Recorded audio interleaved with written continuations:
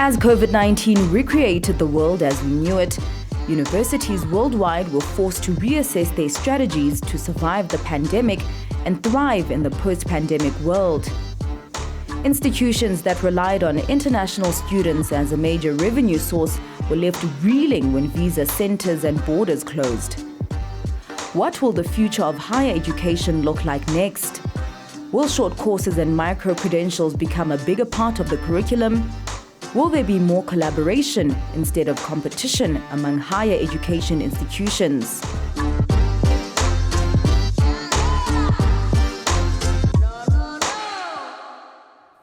Well, that sets the context for our conversation, but time to meet now our panel of experts who will be helping us deep dive into this conversation.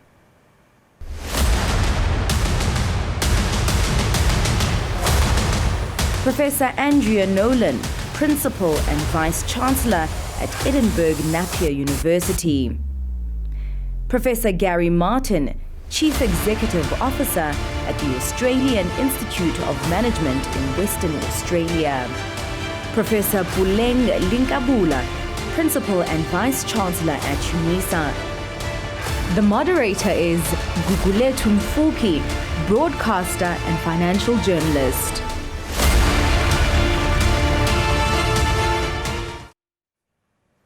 Well, there you have it, our panelists for joining us for this conversation as we really look to take a look at what the future of higher education will look like next. Will short courses and micro-credentials become a bigger part of the curriculum? And will there be more collaboration instead of competition among higher education institutions? This just paints a backdrop of a few of the questions we look to get responses to. But of course, perhaps let's start off by fully understanding and comprehending how the current environment has really shifted the narrative regarding the future of education. As has been highlighted in previous conversations and the earlier panel discussion, is the fact that the pandemic has really shifted and altered the landscape when it comes to businesses and the skills that they require in order to make sure that they have staff that are adequately equipped to ask questions, to problem solve, and have a mindset of development as well as growth and innovation. So I'd like to start off by perhaps speaking to Professor Nolan first to get some insight into this particular theme. And perhaps, Professor Nolan, if you could set the tone for us very briefly by just sharing some of your insight and introductory remarks regarding the future of higher education and just exactly how the current environment has shifted the narrative and the goalposts that we need to be aiming for. Thank you. Thank you, Guruth. Well, I think the future of higher education is very exciting.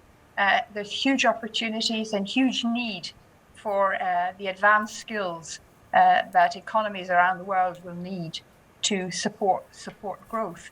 The response certainly in Scotland and in the UK to the COVID pandemic, I mean, it's been a huge shock, I suppose, and disruptor to the way we did things. But what has been remarkable has been how quick and how positively and how pretty effectively university communities have responded to that. So staff have responded to doing things online, to being innovative and doing things differently, and students have responded in that way also.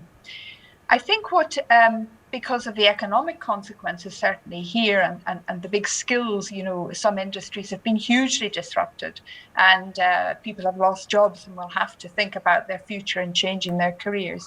And so what was there pre-pandemic, i.e. there are skill gaps certainly in our economy and in economies around the world, and we've been trying to fill them.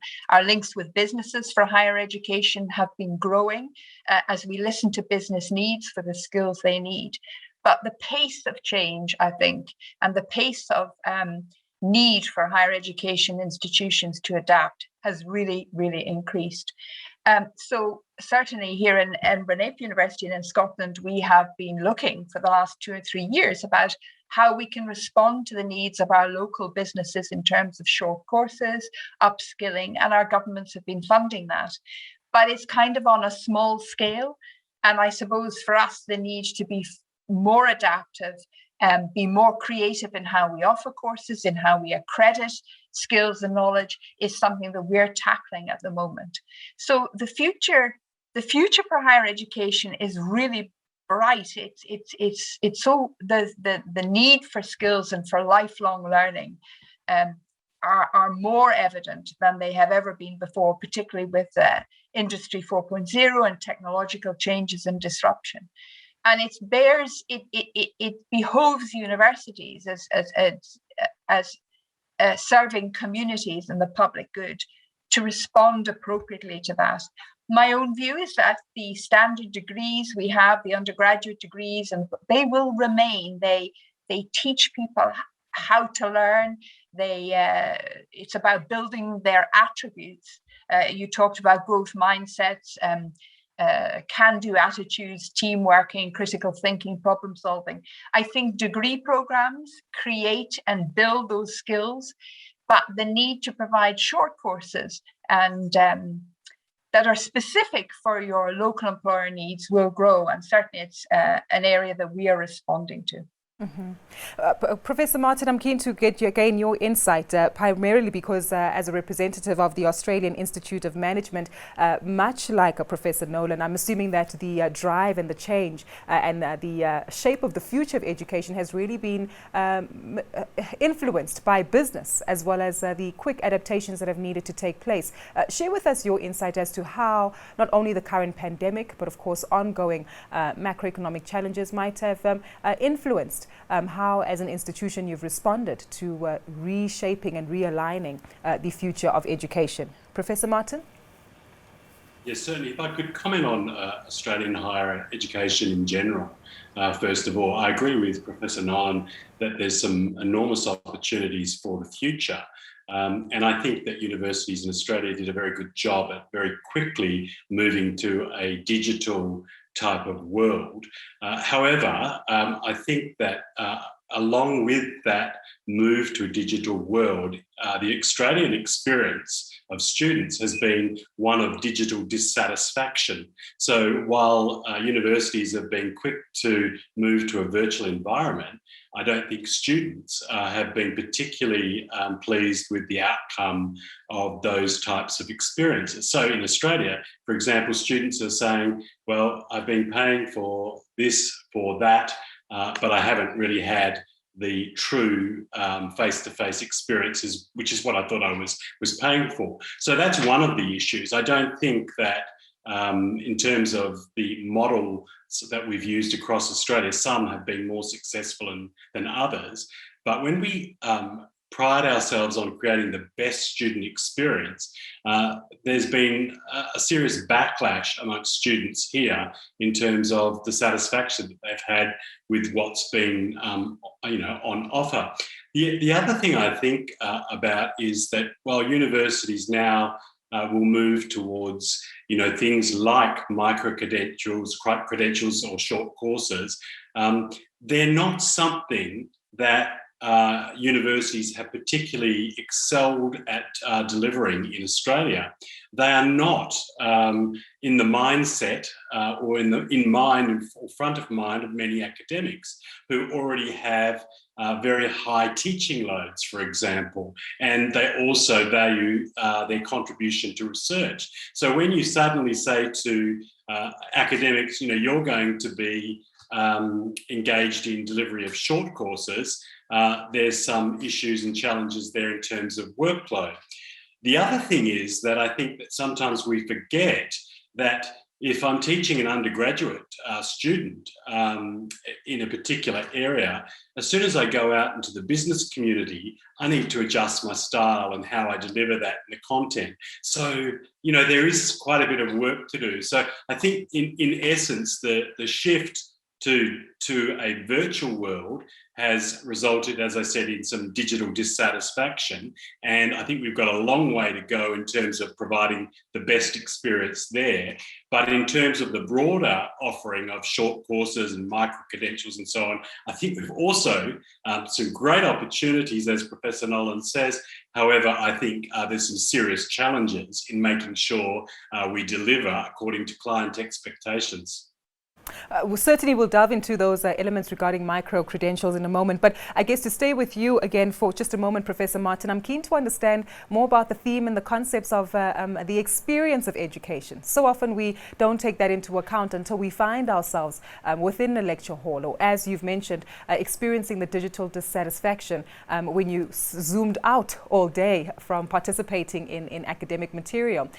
Are there new concepts, or are there certain principles that we need to continue to keep in mind when it comes to the experience of learning, and also how that will continue to shift in the upcoming years? Well, I think you're going to see some universities or higher education institutions actually move to a far more innovative model, which is a smart university type model. Now, if you think about things these days, when we're really talking about something that's digitally driven, students want this. They want to be able to enrol anytime. They want to be able to attend classes anytime. They want to be able to hand in their assignments anytime. And they want a very personalised learning experience. Now, in some institutions, we're a long way from that, and there are questions about exactly how much we should provide. But I'm thinking that what the pandemic's done is forced us to think about the student experience in terms of us being smart universities and providing an anywhere, anytime type of experience. That's where we're really headed. The other issue is that we keep talking about student experience over and over and over again in Australian universities, like I'm sure we do in other parts of the world. And every university has on its agenda have a smart or create this great student experience. But sometimes we leave students out of that voice. What would provide that fantastic experience for students? And I think quite often we're missing the student voice in thinking about how we plan for the future. Very valid points there. I'm certain that we might get some further feedback from individuals who are currently students or previously been students who will share their feedback with us in the chat box. So please do make sure to make use of that service and share your questions and your thoughts with us as we look to unpack further details regarding lifelong learning becoming more of an imperative within the new world of work as well as skills development. But Professor Linkalebula, we've kept you quiet for too long, and I'm keen to get your insight as well as we build up and look to expand primarily on your experience being recently appointed at UNISA. If you can give us some of your insight into the future of education and, of course, building up on some of these themes and concepts that we've heard from Europe, that we've heard from Australia, but what is the African experience here?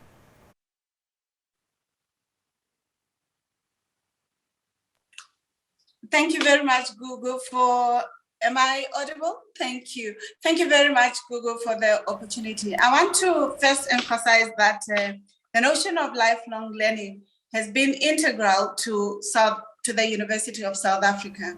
You'd understand that University of South Africa spawned the open distance learning as an idea of ensuring that higher education was accessible to multiplicities of people, including those who were already in the world of work.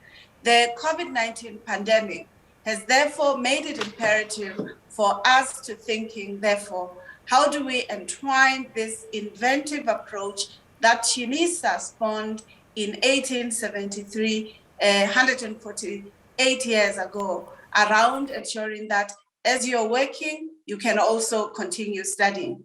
The second aspect that majority of people have been talking around is the idea of micro-learning.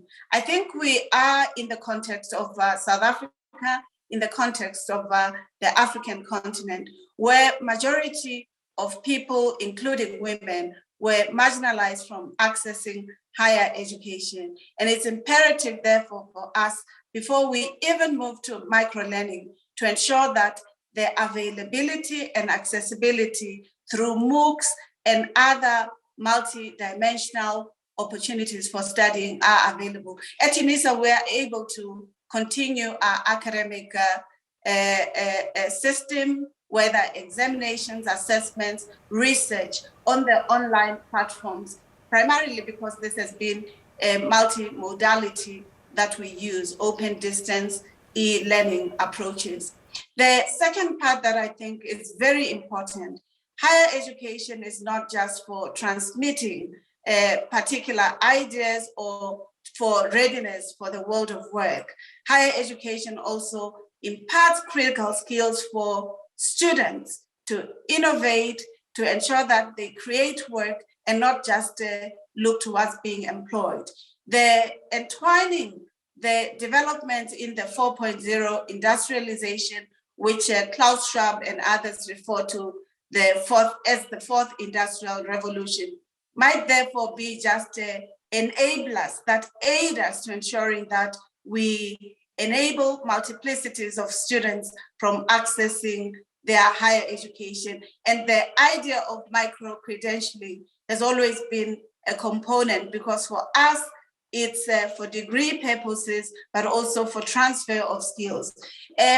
Finally, I want to state that one of the critical aspects that we must not forget is that the technological invention are a component of lifelong learning, and the improvements in the technological inventions are not necessarily absolute as knowledge arenas. The ideas that national scientific developments as well as social scientific developments must always be at the center of enabling the socio-political, economic, ecological, and the agitation for humanizing people through knowledge is an integral aspect that is often forgotten. We often associate education with looking for jobs. It's not about that. It's about for constantly searching for freedom, for knowledge, for imparting,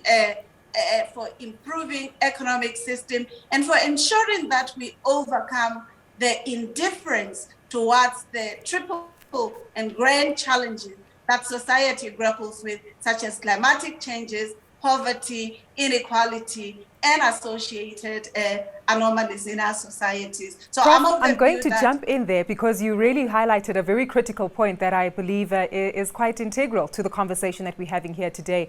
As you mentioned, that we don't just seek and pursue education in order to find jobs, but it's really about addressing the multiplicities of our experience as human beings, but also the roles that we serve within various sectors of society. And I'm keen to get your views as to how we apply this to the learning models that we need to establish. Earlier, Professor Nolan mentioned that degrees are still imperative. You've highlighted that too, but we're also well aware that short-term courses also provide a sense of competitiveness to the workforce. So I guess against the context and the backdrop that we know all economies globally want to be competitive and innovative, but yet we know that the structure of our economies and societies differ vastly. What does this tell us then about the kind of education models we need to pursue for the future in order to enable lifelong learning? How would that differ or vary region to region? And should we be looking to implement policies that are rather bespoke to the markets that we serve? Professor Lenkabula, I'd like to start with you first and perhaps get your perspective on this, Professor Nolan. Yeah, thank you very much. I think it's very important for higher education institutions not to just provincialize their articulation of knowledge. It's very important to produce knowledge that is contextually relevant whilst globally competitive. It's also important that we have a knowledge that is emancipatory, given that the historiography of the regions may not be the same. So on the one hand, a higher education systems within the context of South Africa, Australia, North America have come about with colonial lenses into the idea of education. And sometimes they have mimicked what has gone on in the Euro-Americas and separated the idea of being human, the idea of inventions, but also the ideas of Africa's civilization. So I'm of the view that for us to have globally resonant knowledge systems, we must also have African knowledge systems at the center, whilst at the same time ensuring that they interface with other knowledge systems, civilizations, innovations, and research, as well as allowing this notion of freedom, which is often underplayed when we speak about the relevance of higher education. So ideas of decoloniality, of knowledge or anti-colonial knowledge are quite important. But also, in the context where higher education systems have not always looked at everybody as human, where theories, philosophies, ideation have generally tended to marginalize women or people living with disabilities or LGBTQIA persons, it's very important that the social sciences, but also the technological systems that are entwined with didactics, pedagogies, or even approaches to teaching and research must ensure that they overcome the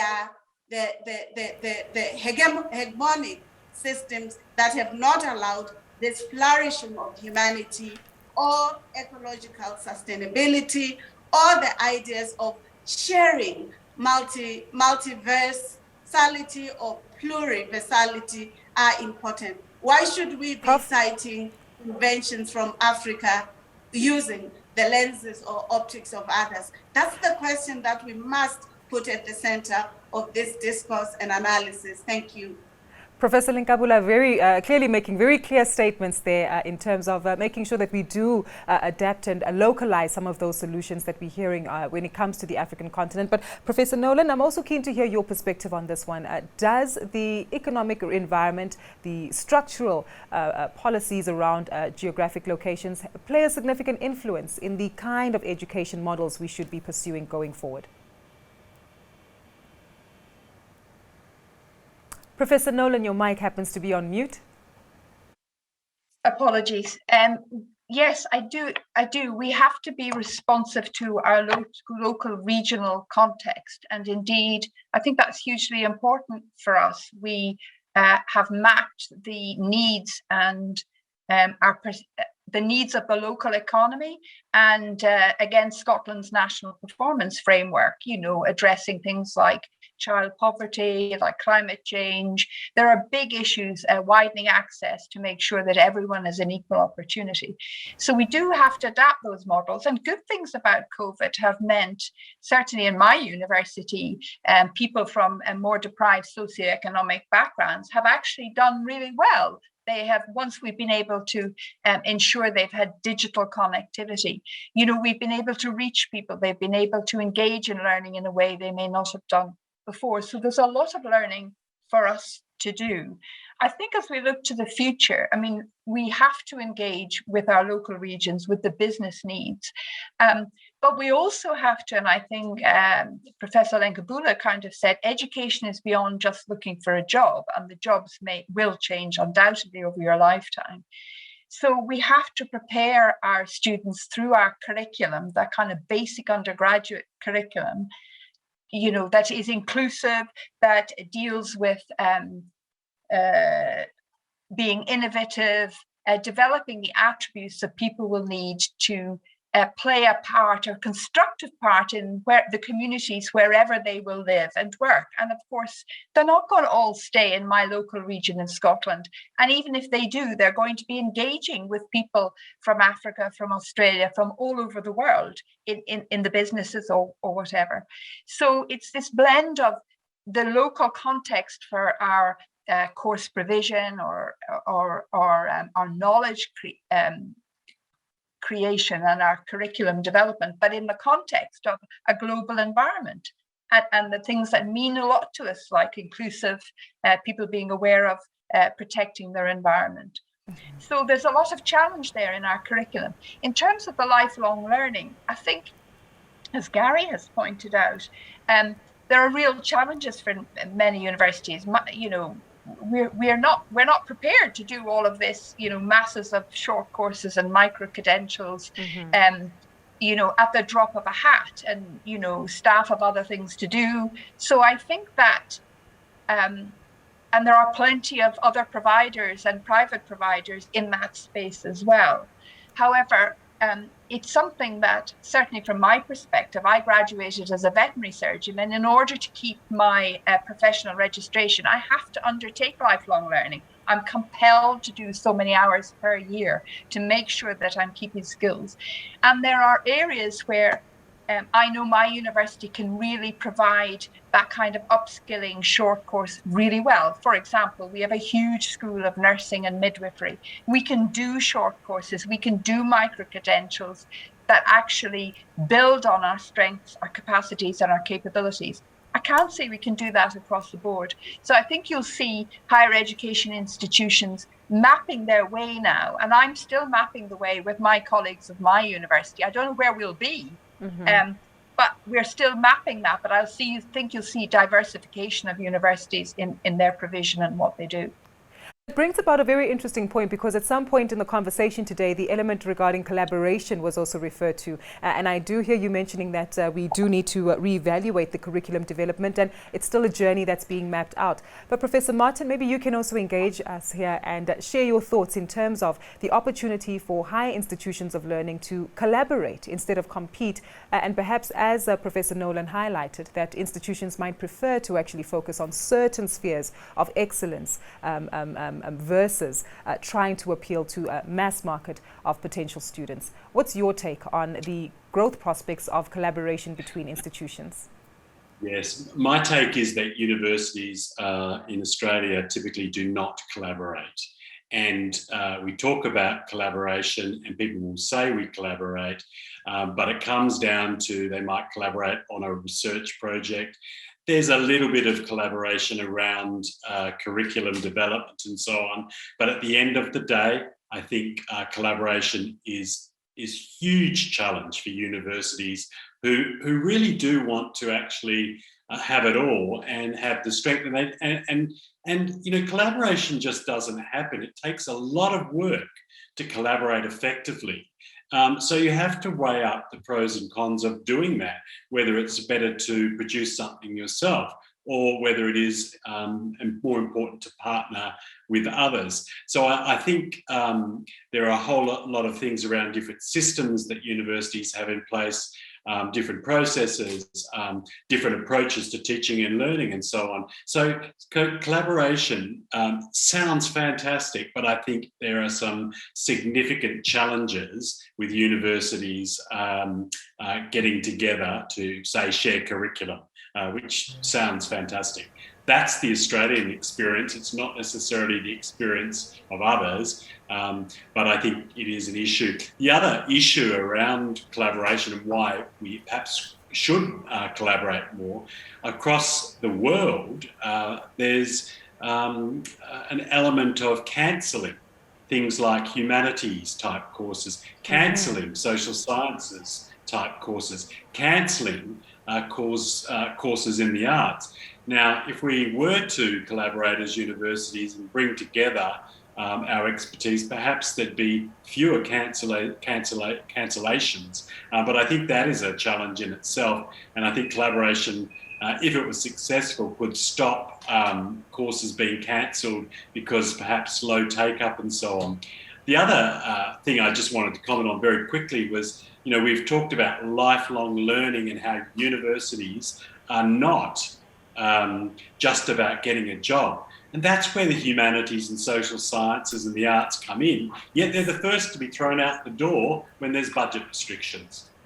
Exactly. And that's a very valid point. And I'm hoping to stay with you very briefly there, Professor Martin, just in terms of understanding how we're moving away from STEM to STEAM, with the incorporation of the arts within the sciences-backed fields. And of course, humanities playing a bigger role, as we understand, as individuals, whilst we adapt to problem solving, whilst we know we need to be critical in our thinking and problem solving skills. But as you mentioned, we need to go back to going to the fundamentals of programs that have previously been cancelled. What are you witnessing in Australia? Is this still a trend and a theme regarding the cancellation of these kind of subject matters? And what role does this play in terms of lifelong learning going forward? Do we need to see the return of the incorporation of the arts, humanities into additional streams of education?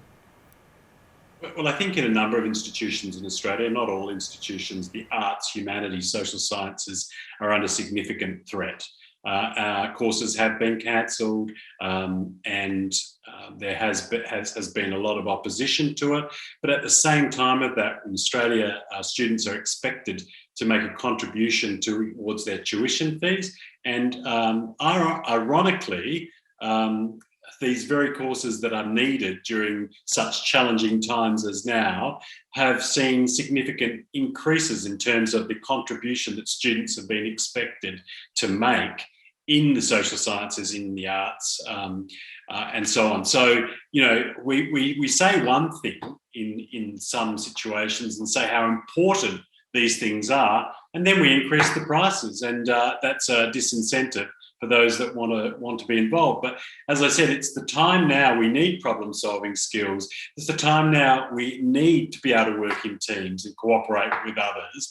Yet, you know, the humanities and so on, so strong on delivering on those attributes. So we shouldn't be putting them at risk. We should be bolstering our offerings in those areas. Easier said than done, but I think it's an important challenge for universities. Nkabula, I'm keen to hear your thoughts on this one as to what the South African university's experience has been in terms of incorporating and not cancelling some of these critical themes and subjects that do help when it comes to the development of individuals in contribution to lifelong learning. I'm of the view that precisely because of our historical experiences, we have tended to value humanities, particularly because we are reigniting and re-inviting humanizing, inclusive knowledge systems that are not only attendant to the local problems, but that require ensuring that the global attention to the deployment of knowledge in order to improving societal life, not just in the local context, but in the global context becomes integral. The second aspect is that if we live in a technicist world that just think around computational issues and not how they impact on the lives of human beings, on biotic life, on trees, flowers, and fish, then we are going to be a somewhat unbalanced society or global society. So I'm of the view that the integration of creatives, of humanities, alongside the science, technology, and engineering are quite integral. But for us in the context of South Africa, especially at UNISA, we have realized that to a large extent, our humanities, social sciences have been quite strong, have been impactful. And now we need to reignite those areas that require a catalytic intervention in our national innovation system, but also in the continental innovation system. Issues of marine studies, whether oceanography or economic studies related to issues of the electropolis, aviation, aeronautical issues are quite important because the tendency is for our countries to depend on others, either in the Euro-Americas or Asia, to have those sets of skills. So we are in the processes of ensuring that these catalytic areas are integral. Right now, we are talking not just about the universe. Space studies are quite integral. South Africa is one of those countries that has contributed to the square kilometer array. And it's very important that African universities invest in that and they improve that, because we cannot borrow ideas only from elsewhere. Mm-hmm. We must also be at the center of inventing our own ideas and of creating research, engaged scholarship, and impact that is not just relevant for ourselves, but also for the global arena. And that helps with lifelong learning, because on an ongoing manner, reflecting, reprioritizing, but also understanding what are those areas that still require educational intention and educational interventions or inventions. Thank you. Professor Nkabula, you mentioned a very valid point there, because that really does set the tone in terms of shifting away from education primarily being in order to find a job. And these sentiments have been echoed by many of your colleagues. But it's difficult to shy away from the reality on the ground, specifically here in South Africa, where we have an unemployment rate consisting considerably of the large majority of the youth. 1 in 4 of South African youth are actually unemployed. And education is often used and highlighted highlighted as a tool for them to find and seek employment. Let's talk about trying to create an incentive for individuals who might not be economically active, but driving them to find the courage to continue to pursue education against the backdrop that you've just highlighted, even though the macroeconomic environment is not in that favor. How do we strike that dynamic? Appealing to people and incentivizing them to learn and seek an education, even though the economic environment and climate does not allow them to participate economically in those fields. Yes. So I think our innovative system must be integral, especially to youth and young adults. In the context of South Africa, as you rightly stated, we are only able to absorb 2 million young people. 4 million, according to Statistics South Africa, are either looking for a job or have lost intention to looking for a job. Therefore, universities must also try to ensuring that the skill sets that we are teaching, researching, impacting on are relevant also to this dynamism. For instance, internships, research assistantships, the idea of deploying science diplomacy, where exchange of opportunities in other geographic environments and learning and creating, as well as inserting civic education and entrepreneurial education. It's very important that we do not only produce entrepreneurs who become successful business people with lots of profitability, but indifferent to the social conditions of the world that they live in. So I'm of the view that it's very important that entrepreneurship becomes an integral part of, as well as civic education, innovation, creativity, as well as ensuring that we empower young people to understand that getting a degree, a certificate, or a short course is just for a job, but to also be inventive and being part of the ideas or research that seeks to finding solutions to the problems that they encounter. And I think in such a way, we allow youth and young adults, but also my age group, who are, I studied ethics. I'm interested in ethics, but I'd also like to learn other ideas around film, create documentaries, and that's part of also constantly edifying and finding the fullness of life through creativity and knowledge. And that's something we shouldn't shy away as universities from encouraging, because oftentimes we prepare people for employment. They should create it. They should.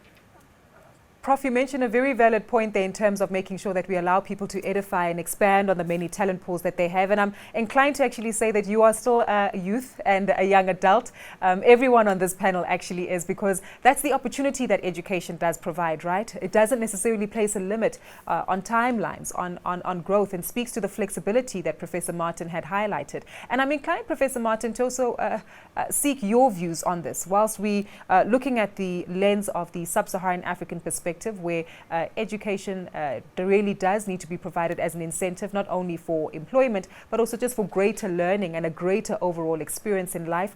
What has the experience in Australia been? Are we seeing that individuals are more inclined to continue to pursue lifelong learning, even if it does not come with the incentive of greater economic benefits for their personal gain?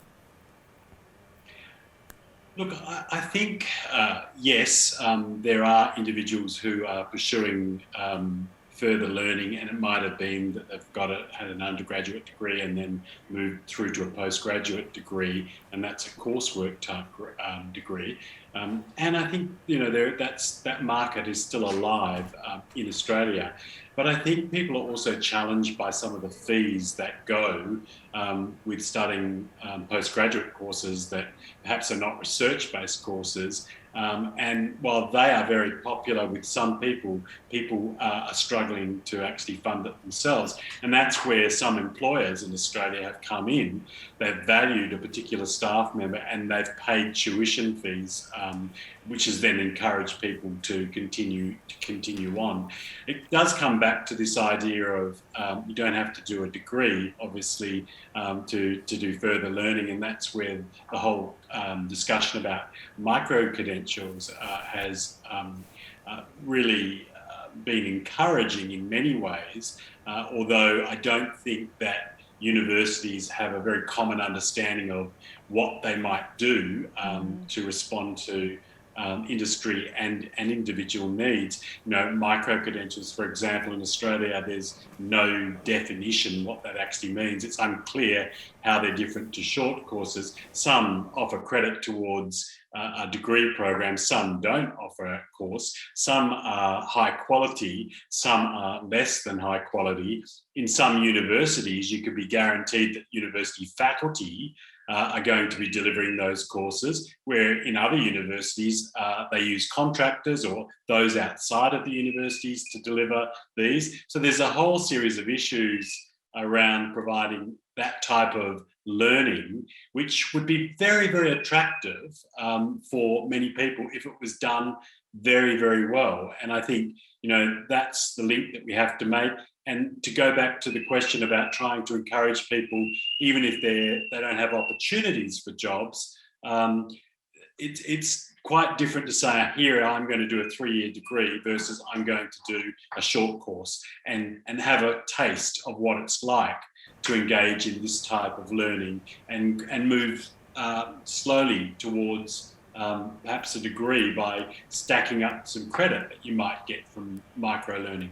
Indeed. The other thing I want... We'll have to leave it there for the moment, Professor Martin, because I would like to get some insight very briefly from Professor Nolan as we wrap up. And very briefly, Professor Nolan, if you can summarize this for us, at least in 60 seconds. It does appear as though there's a lot of ambiguity and a lack of certainty as we continue to evolve and shape the future of lifelong learning and education across the globe. But we realize and recognize that technology has its positives in terms of allowing increased access, but of course also has its limitations given the digital distress and dissatisfaction that was highlighted by Professor Martin. As we move forward, what are some of the considerations we need to add to the table to make sure that we shift to a paradigm which is more comfortable for all participants in shaping lifelong learning and the future of higher education?